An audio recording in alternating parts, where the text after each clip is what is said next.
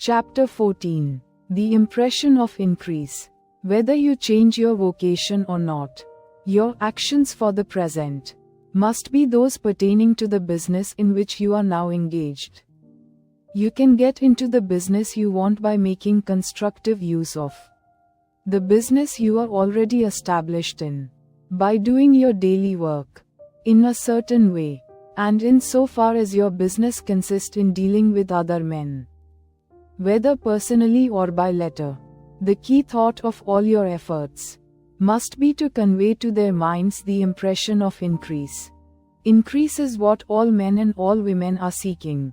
It is the urge of the formless intelligence within them, seeking fuller expression. The desire for increase is inherent in all nature. It is the fundamental impulse of the universe. All human activities are based on the desire for increase. People are seeking more food, more clothes, better shelter, more luxury, more beauty, more knowledge, more pleasure, increase in something, more life. Every living thing is under this necessity for continuous advancement. Where increase of life ceases, dissolution and death set in at once. Man instinctively knows this, and hence he is forever seeking more. This law of perpetual increase is set forth by Jesus in the parable of the talents. Only those who gain more retain any. From him who hath not shall be taken away even that which he hath. The normal desire for increased wealth is not an evil or a reprehensible thing. It is simply the desire for more abundant life. It is aspiration. And because it is the deepest instinct of their natures, all men and women are attracted to him who can give them more of the means of life. In following the certain way as described in the foregoing pages, you are getting continuous increase for yourself, and you are giving it to all with whom you deal. You are a creative center, from which increase is given off to all.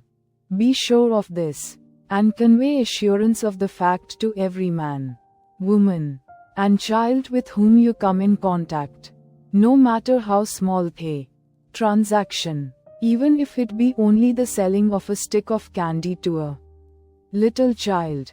Put into it the thought of increase, and make sure that the customer is impressed with the thought.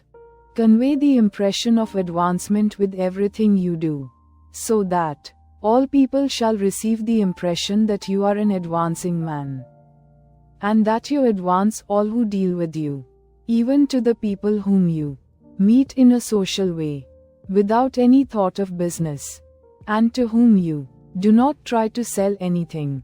Give the thought of increase. You can convey this impression by holding the unshakable faith that you, yourself, are in the way of increase.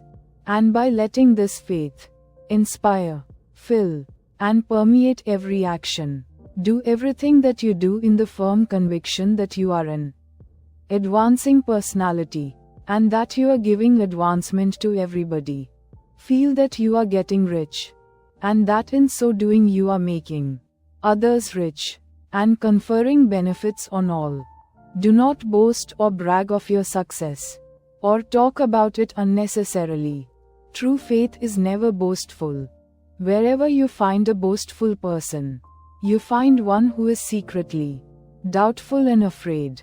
Simply feel the faith, and let it work out in every transaction. Let every act and tone and look express the quiet assurance that you are getting rich, that you are already rich. Words will not be necessary to communicate this feeling to others. They will feel the sense of increase when in your presence, and will be attracted to you again. You must so impress others that they will feel that in associating with you they will get increase for themselves. See that you give them a use value greater than the cash value you are taking from them. Take an honest pride in doing this, and let everybody know it. And you will have no lack of customers. People will go where they are given increase, and the Supreme, which desires increase in all, and which knows all, will move toward you men and women who have never heard of you. Your business will increase rapidly, and you will be surprised at the unexpected benefits which will come to you. You will be able from day to day to make larger combinations, secure greater advantages, and to go on into a more congenial vocation if you desire to do so. But in doing all this, you must never lose sight of your vision of what you want, or your faith and purpose to get what you want. Let me here give you another word of caution in regard to motives. Beware of the insidious temptation to seek for power over other men. Nothing is so pleasant to the unformed or partially developed mind as the exercise of power or dominion over others. The desire to rule for selfish gratification has been the curse of the world. For countless ages, kings and lords have drenched the earth with blood in their battles to extend their dominions. This not to seek more life for all, but to get more power for themselves. Today, the main motive in the business and industrial world is the same. Men marshal their armies of dollars and lay waste the lives and hearts of millions in the same mad scramble for power over others. Commercial kings, like political kings, are inspired by the lust for power. Jesus saw in this desire for mastery the moving impulse of that evil world he sought to overthrow. Read the 23rd chapter of Matthew, and see how he pictures the lust of the Pharisees to be called master, to sit in the high places, to domineer over others, and to lay burdens on the backs of the less fortunate. And note how he compares this lust for dominion with the brotherly seeking for the common good to which he calls his disciples. Look out for the temptation to seek for authority, to become a master, to be considered as one who is above the common herd, to impress others by lavish display, and so on. The mind that seeks for mastery over others is the competitive mind. And the competitive mind is not the creative one. In order to master your environment and your destiny, it is not at all necessary that you should rule over your fellow men.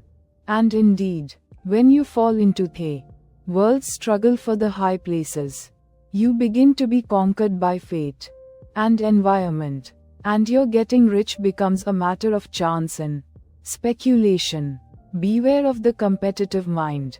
No better statement of the principle of creative action can be formulated than the favorite declaration of the late, Golden Rule, Jones of Toledo. What I want for myself, I want for everybody.